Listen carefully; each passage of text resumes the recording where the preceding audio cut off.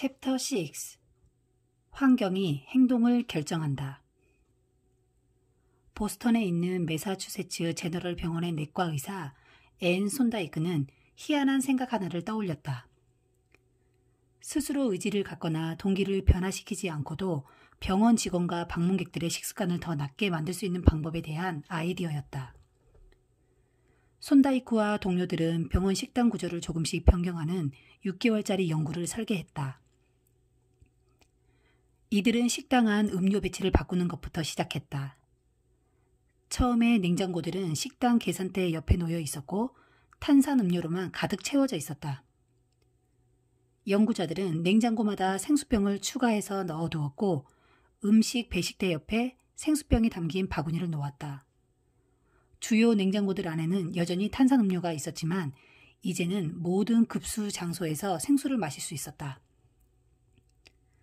이후 3개월 동안 병원의 탄산음료 판매는 11.4% 감소했다. 반면 생수 판매는 25.8% 증가했다. 이후 연구자들은 음식에 대해서도 한 가지 조정을 더했고 비슷한 결과가 나타났다. 식당에서 식사를 하는 사람들에게는 이 실험을 알리지 않았다. 사람들은 종종 꼭 그것이어서가 아니라 그게 어디에 있느냐에 따라 그 물건을 선택한다. 주방에 들어갔을 때 조리대에 쿠키 접시가 놓여 있다면 누구나 하나 정도는 집어먹을 것이다. 그 전에는 쿠키를 먹겠다는 생각을 하지 않았고 배가 고프지 않아서도 말이다. 사무실 공용 테이블에 늘 도넛과 베이글이 놓여 있다면 지나갈 때마다 하나를 집어들지 않을 수가 없다. 습관은 우리가 있는 공간과 우리 앞에 놓인 신호들에 따라 변화한다. 환경은 인간의 행동을 형성하는 보이지 않는 손이다. 우리 모두가 성격이 다르긴 해도 특정한 행동들은 특정한 환경 아래서 반복적으로 일어나곤 한다. 교회에서는 속삭이며 대화를 나누고 어두운 길에서는 주변을 살피며 방어적인 태도를 행동한다. 이처럼 일반적인 변화 대부분이 내적이 아닌 외적 환경에 따라 일어난다. 이처럼 우리는 주위를 둘러싼 세계 때문에 변화한다. 습관은 모두 맥락을 따른다. 1936년 심리학자 쿠르트 레비는 강력한 함의를 담은 간단한 공식 하나를 만들었다. B는 F 가로 열고 P, E 괄호 닫고 행동은 사람과 그들을 둘러싼 환경 간의 함수 관계다. 비즈니스 세계에서는 곧 레빈의 방정식을 실험했다. 1952년 경제학자 호킨스 스턴은 암시 충동 구매라고 불리는 현상을 언급했다. 이것은 쇼핑객이 처음 물건을 보고 욕구를 이미지화하는 순간 촉발된다.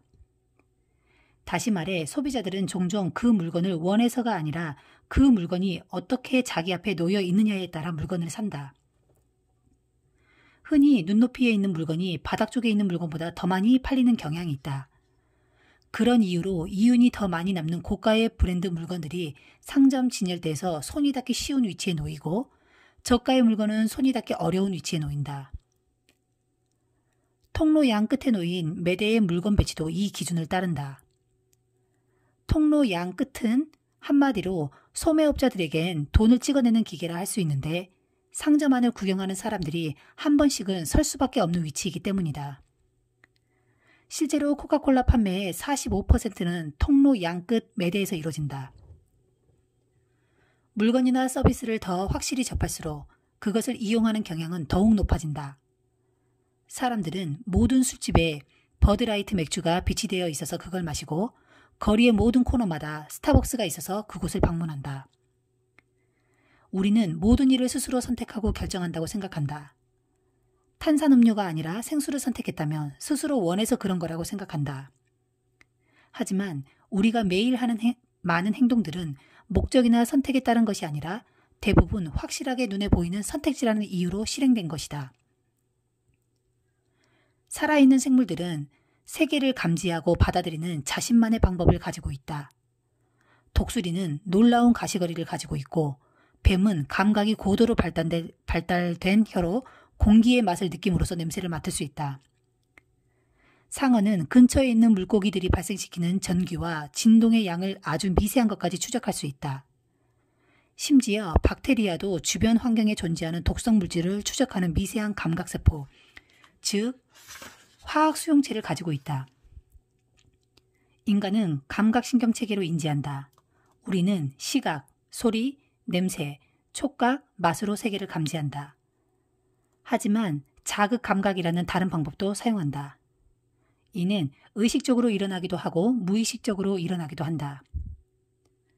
예를 들어 태풍이 몰아치기 전에 기온이 떨어지는 것을 알아차리고 복통을 앓으면서 메스꺼움을 느끼고 우둘투둘한 땅을 걸으면 균형 감각이 무너진다. 이 외에도 우리 신체 내의 수용체들은 혈액 내의 염분량이 많거나 갈증이 날 때 물을 마셔야 할 필요성 같은 광범위한 내부 자극을 포착한다. 하지만 인간의 온갖 감각 능력들 중 가장 강력한 것은 시각이다. 인간의 신체는 약 1100만 개의 감각 수용체를 가지고 있다. 이 중 어림잡아 1000만 개 정도가 시각적인 자극을 포착한다. 일부 전문가들은 뇌를 이루는 세포 절반이 시각에 이용되고 있다고 추정하기도 한다. 다른 감각보다 시각에 더 의존하고 있다면 시각적 신호들이 행동에 가장 큰 촉매가 된다는 사실은 놀랍지 않다. 이런 이유에서 우리가 보는 것에 작은 변화가 일어나면 우리가 하는 일에 큰 변화가 일어날 수 있다. 따라서 생활 및 직장 환경에 생산적인 신호들을 채우고 비생산적인 신호들을 제거하는 것은 매우 중요하다. 다행히도 이런 관점에서 좋은 소식이 있다. 우리는 환경의 희생양이 되지 않고 환경의 설계자가 될 수 있다는 것이다. 아침마다 사과를 먹게 된 비밀. 1970년대 에너지 위기와 석유 파동 기간에 네덜란드의 연구자들은 국가의 에너지 사용을 유심히 살펴보았다. 이들은 암스테르담 인근의 한 교회에서 몇몇 주택 소유자들이 이웃에 비해 30%나 에너지를 덜 사용한 것을 발견했다. 집의 크기나 전기 사용량당 요금은 비슷했는데 한 가지 예외적인 차이가 있었다. 바로 전기 계량기의 위치였다. 어떤 집은 계량기가 지하에 있었고 어떤 집은 현관복도 위쪽에 있었다. 쉽게 추측할 수 있듯이 현관복도에 계량기가 있는 집이 전기를 덜 사용했다. 에너지 사용량을 분명하게 파악할 수 있어서 더 전략했던 것이다. 습관은 모두 어떤 신호에 의해 시작된다. 우리는 시각적으로 나타나는 신호를 더욱 잘 알아차리는 경향이 있다. 불행하게도 우리의 생활과 직장 환경은 종종 어떤 행동을 하기 어렵게 되어 있다. 즉, 행동을 유발하는 명확한 신호가 없다. 기타를 보이지 않는 곳에 넣어두면 연습하지 않게 된다. 손님 방 한 구석에 있는 책상에 책을 꽂아두면 책을 읽지 않게 된다. 찬장의 맨 위쪽에 비타민통을 두면 비타민을 먹지 않게 된다. 습관을 일으키는 신호들이 미미하거나 감춰져 있다면 그것들을 지나치기 쉽다.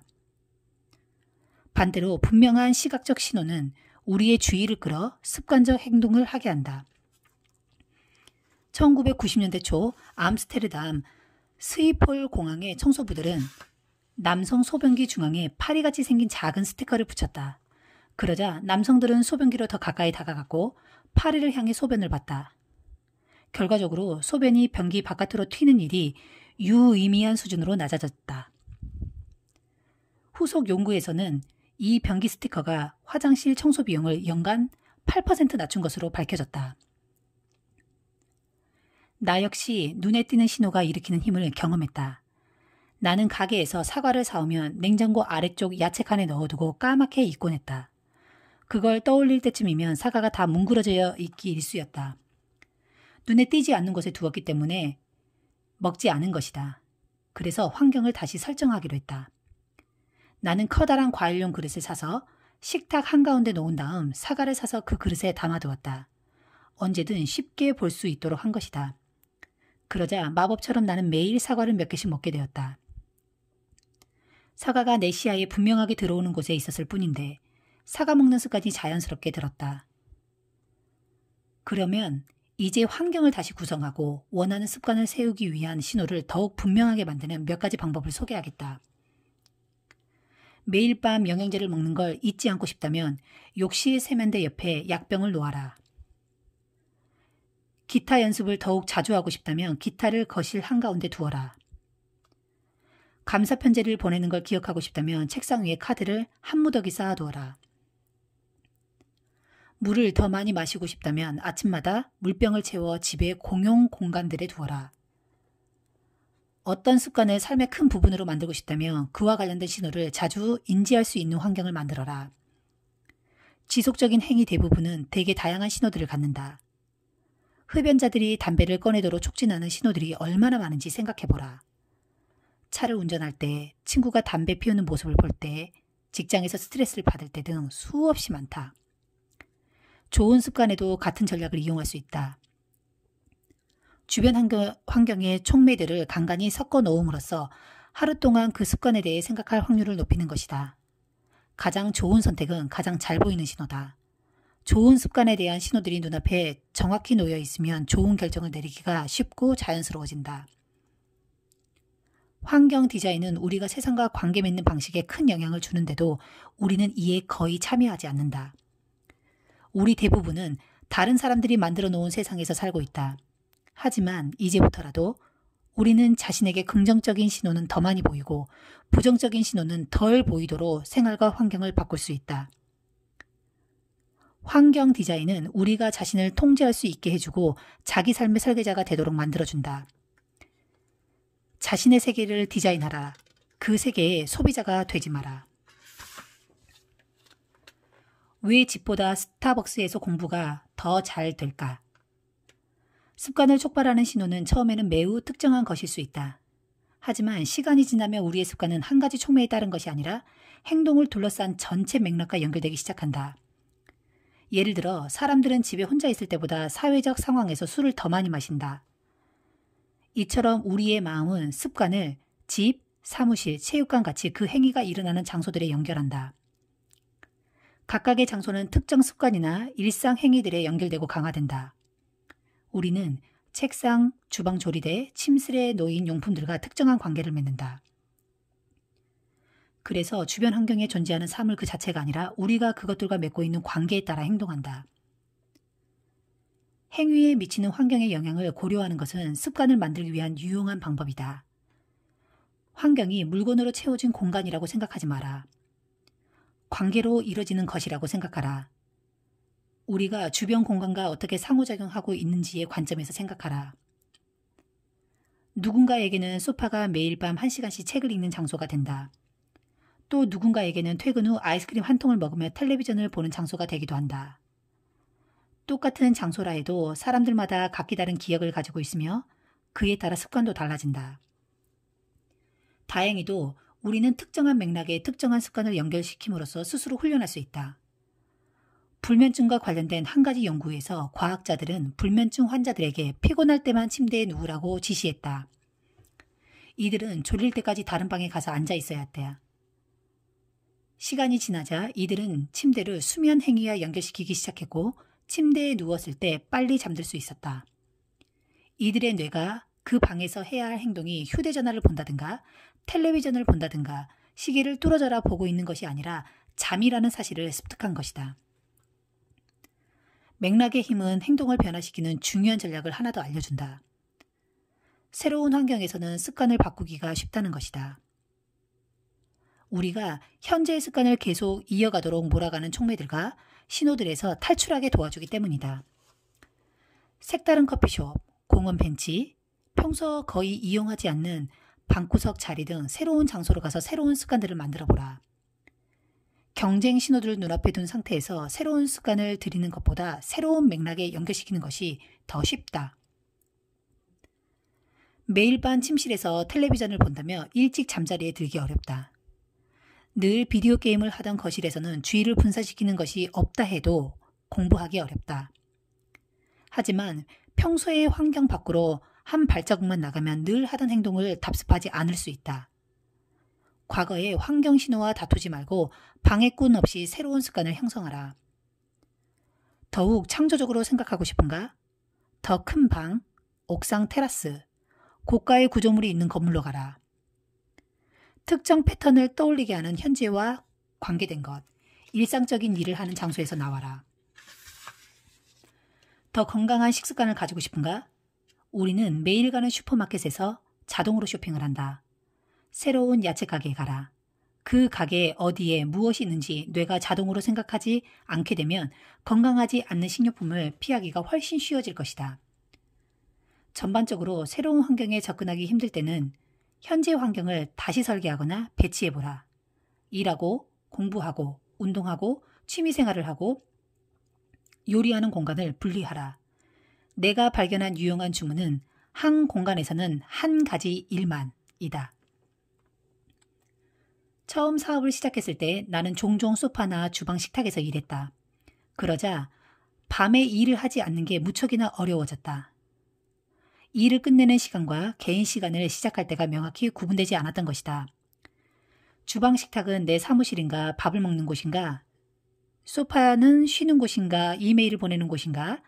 모든 일이 같은 장소에서 일어나고 있었다. 몇 년 후 마침내 사무 공간으로 쓸 수 있는 방이 딸린 집으로 이사했다. 갑자기 일은 이곳에서, 개인 생활은 저곳에서 하게 되었다. 일과 생활을 분명하게 나누는 선이 생기자 뇌에서 직업적인 부분의 전원을 끄기가 쉬워졌다. 각 방은 한 가지 주요 용도를 가지고 있었다. 주방은 요리를 하는 곳이었다. 사무 공간은 일을 하는 곳이었다. 가능하다면 한 가지 습관이 일어나는 맥락을 다른 것과 섞지 않도록 해라. 맥락들을 섞기 시작하면 습관들도 뒤섞인다. 그러면서 그중 더 쉬운 일을 하게 된다. 다재다능한 현대 과학 문명 역시 여기서 비롯된 장단점을 가지고 있다. 스마트폰은 온갖 업무에 사용되는 강력한 도구다. 하지만 전화를 거의 모든 용도로 이용하게 되면 일을 한 가지 일에만 연결짓기가 어려워진다. 생산적인 사람이 되고 싶다고 해도 언제 어디서든 스마트폰을 켜서 SNS를 검색하고 이메일을 확인하고 게임을 하는 환경을 구축할 수 있다. 신호가 뒤죽박죽이 되는 것이다. 어쩌면 당신은 이 시점에서 난 뉴욕에 살아. 내 아파트는 스마트폰만 해. 나 역시 용도별로 쓸 수 있는 방이 있었으면 좋겠어. 라고 말할지도 모른다. 좋다. 공간을 따로 쓸 수 없다면 책을 읽는 의자, 글을 쓰는 책상, 밥을 먹는 식탁처럼 방을 활동 구역별로 나눠라. 일상 공간뿐 아니라 디지털 공간도 이와 같이 따로 둘 수 있다. 아는 작가 중에 컴퓨터로는 글만 쓰고 태블릿으로는 책만 읽고 스마트폰으로는 SNS와 문자 메시지만 이용하는 이가 있다. 모든 습관이 자기 구역을 가지고 있는 것이다. 이 전략을 고수할 수 있다면 각 맥락이 특정한 습관이나 생각 모두와 연결되기 시작할 것이다. 습관은 이렇게 예측 가능한 환경에서 자라난다. 일하는 책상에 앉으면 자동적으로 그 일에 집중할 것이다. 그 목적에 맞춰 설계된 공간에 있으며 휴식 역시 더 쉽게 이룰 수 있다. 침실에서만 잠을 자기로 하면 빨리 잠들 수 있다. 안정적이고 예측 가능한 행동을 바란다면 안정적이고 예측 가능한 환경이 필요하다. 모든 것이 자기 자리를 지키고 그 목적에 부합하는 안정적인 환경에서는 습관이 쉽게 형성된다. 서머리. 맥락을 조금 바꾸기만 해도 시간이 지남에 따라 행동이 크게 변화한다. 습관은 모두 신호에서 시작된다. 그리고 우리는 두드러진 신호에 더 잘 집중하는 경향이 있다. 자신의 주변 환경에 좋은 습관을 불러일으키는 신호들을 눈에 잘 띄게 배치하라. 습관은 한 가지 촉매로 형성되기보다는 행위를 둘러싼 전체 맥락과 점차적으로 관계를 맺는다. 그리고 이 맥락이 신호가 된다. 새로운 환경에서 새로운 습관을 만들기 쉽다. 과거의 신호들과 맞서 싸우지 않아도 되기 때문이다. 챕터 7. 나쁜 습관 피하기 기술. 1971년 베트남 전쟁이 16년째 이어질 무렵 코네티컷주 하원의원 로버트 스틸과 일리노이주 하원의원 모건 머피는 미국 국민들이 놀랄만한 사실 하나를 발견했다. 그들이 베트남에 주둔 중인 군대를 방문했을 때 미군 병사 15% 이상이 헤로인에 중독되어 있었던 것이다. 이후 나온 보고서에 따르면 베트남 파병 군인 중 35%가 헤로인을 흡입해왔고 무려 20%가 중독 증상을 보이는 것으로 드러났다. 그들이 처음 생각했던 것보다 훨씬 심각한 상황이었다. 이 사실은 워싱턴에 한바탕 회오리 바람을 몰고 왔다.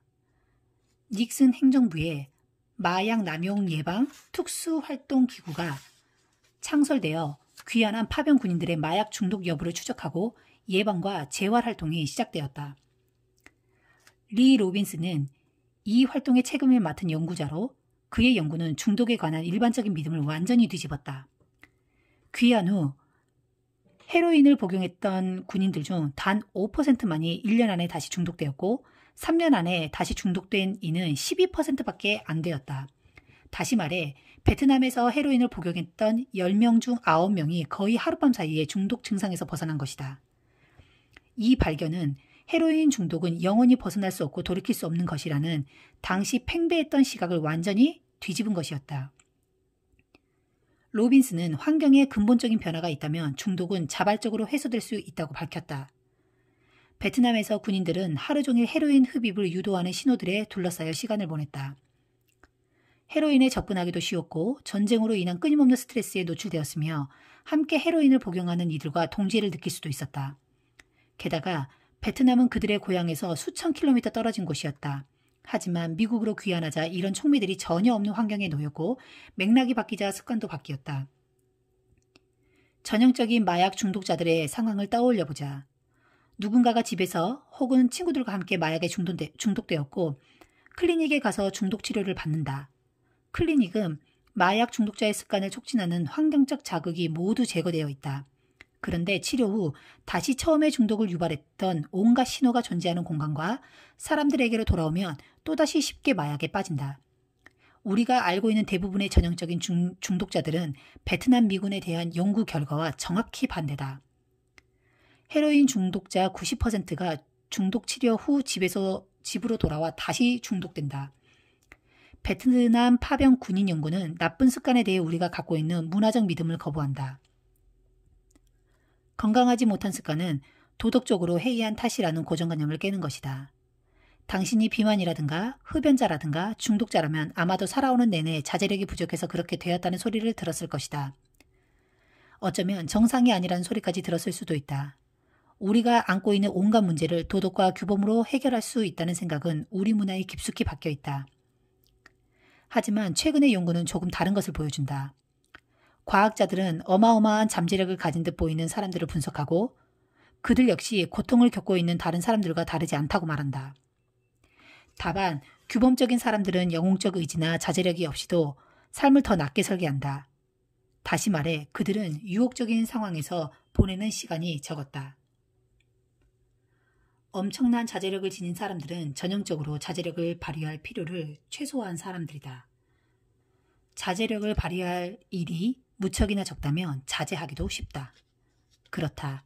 인내, 열정, 의지는 성공의 근본적인 요소이지만 이런 자질들은 더 규율 잡힌 사람이 아니라 더 규율 잡힌 환경에서 더 잘 발휘된다.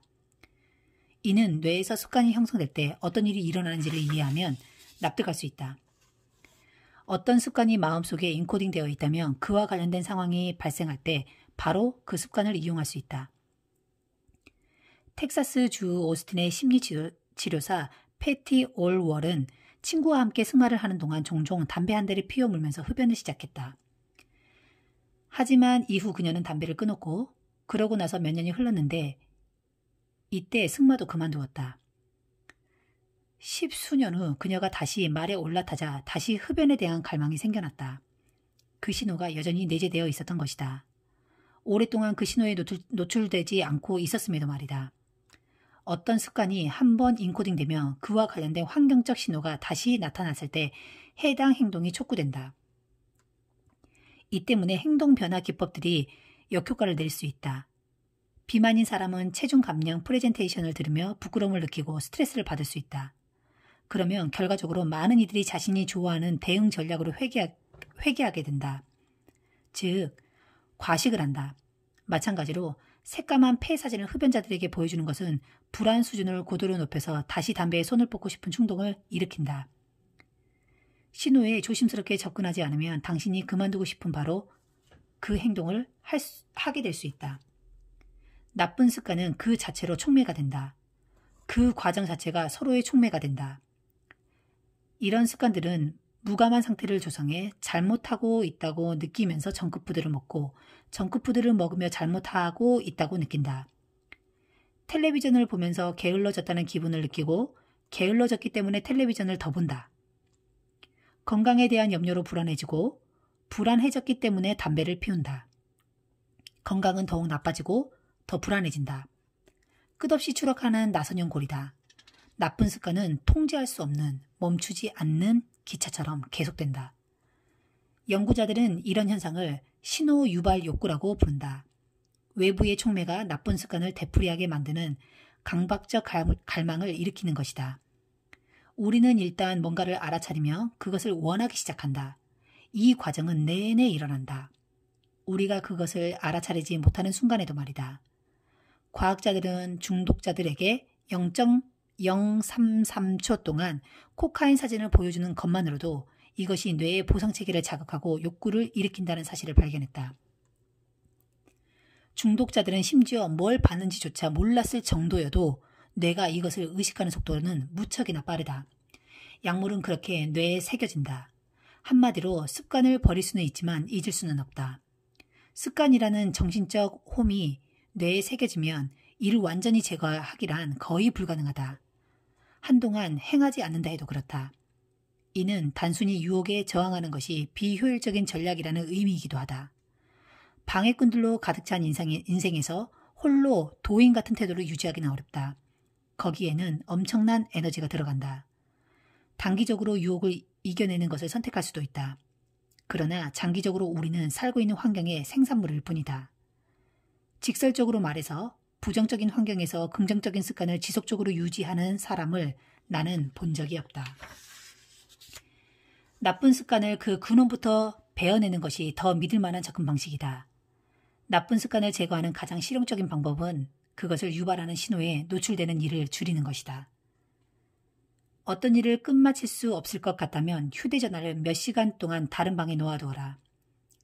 현실이 계속 불만족스럽다면 질투와 시기심을 자극하는 SNS 계정 팔로잉을 끊어라. 텔레비전을 너무 많이 보는 것 같다면 침실에서 텔레비전을 없애라.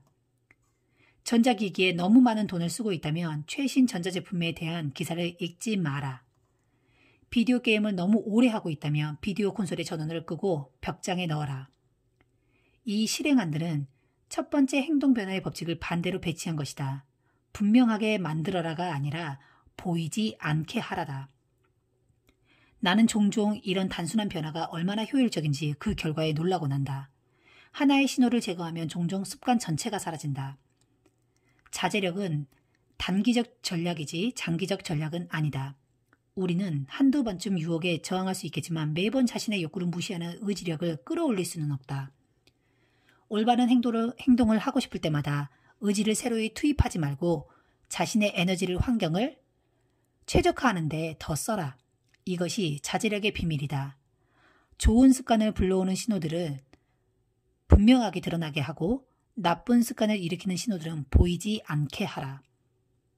서머리. 나쁜 습관을 버리고 싶다면 첫 번째 행동 변화의 법칙을 반대로 뒤집어라. 보이지 않게 하라. 습관이 한번 형성되면 그것을 잊기란 거의 불가능하다. 자제력이 극도로 높은 사람들은 유혹적인 환경에서 시간을 덜 보낸다. 유혹에 저항하기보다는 피하는 편이 쉽다. 나쁜 습관을 제거하는 가장 효과적인 방법 중 하나는 그것을 유발하는 신호에 노출되는 일을 줄이는 것이다. 자제력은 단기적 전략이지 장기적 전략이 아니다. 좋은 습관을 만드는 법. 첫 번째 법칙. 분명하게 만들어라. 1. 습관 점수표를 활용하라. 현재 습관을 써보고 그것들을 인식하라. 2. 실행 의도를 이용하라. 나는 언제, 어디서, 어떤 행동을 할 것이다. 3. 습관 쌓기를 이용하라. 현재의 습관을 하고 나서 새로운 습관을 할 것이다. 4. 환경을 디자인하라. 좋은 습관의 신호를 분명하게 눈에 보이게 만들어라. 두 번째 법칙, 매력적으로 만들어라. 세 번째 법칙, 하기 쉽게 만들어라. 네 번째 법칙, 만족스럽게 만들어라. 나쁜 습관을 버리는 법. 첫 번째 법칙. 보이지 않게 만들어라. 1. 신호에 노출되는 횟수를 줄여라. 주변 환경에서 나쁜 습관을 유발하는 신호를 제거하라. 두 번째 법칙. 매력적이지 않게 만들어라. 세 번째 법칙. 하기 어렵게 만들어라. 네 번째 법칙. 불만족스럽게 만들어라.